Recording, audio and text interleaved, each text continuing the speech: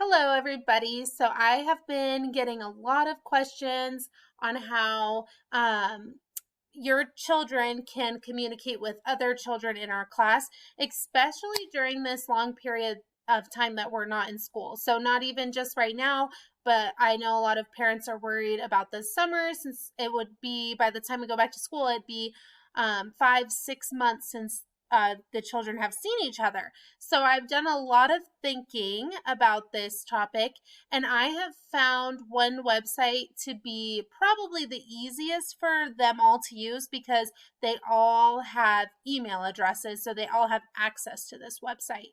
So I find that it might be easier for your child to use this website on the computer, but your child could also use this website on a tablet or a cell phone by downloading the app.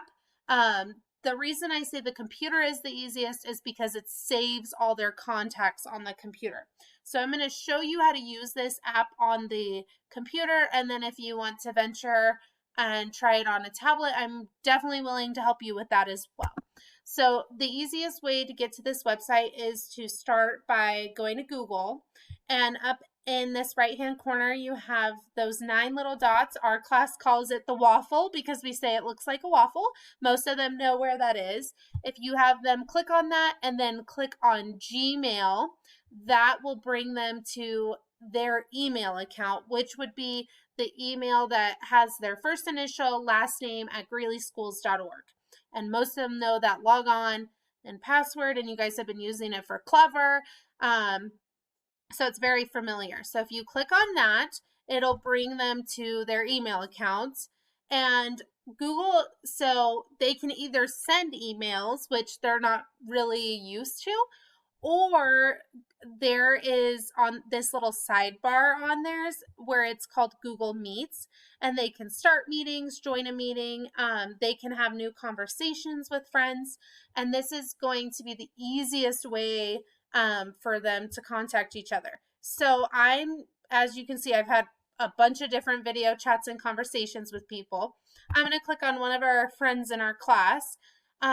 So right here you can see that him and I have been instant messaging, and up here I can video call him and it will send it straight to his computer and it will say that I am calling him. The great thing about this website is it says right here that he was active 45 minutes ago. So I know if I was to call Corbin right now, he probably wouldn't answer because he wouldn't be able to see that I was calling him. If you want to add new people, so let's just type in a name here. For instance, Erilyn is a student in our class.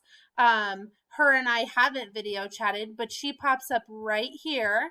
And if I click on her name, it will bring up the same thing, and it says send invite. So if I send her an invite, now it says invite sent, and once she approves that invite, her and I can chat. Also, you might have noticed when I typed in her name up here, I'm going to do it again. And then when I hovered over her name, there we go, it brought up this. And so it says she goes to Winograd, so I know I have the right student. And I can add her to my contacts, so then I always have her in there, or I can just start a video call with her right away. And so that might be the easiest way for them, or I could send her a message or send her an email, but the video call, and then she can get it right away. And then once her and I have chatted, right here, her name already pops up on my list of people, and it says invitation sent. So when she approves it, she'll become one of my friends in my recents, and I'll just be able to click on her name and video chat with her right away whenever I would like to video chat with her.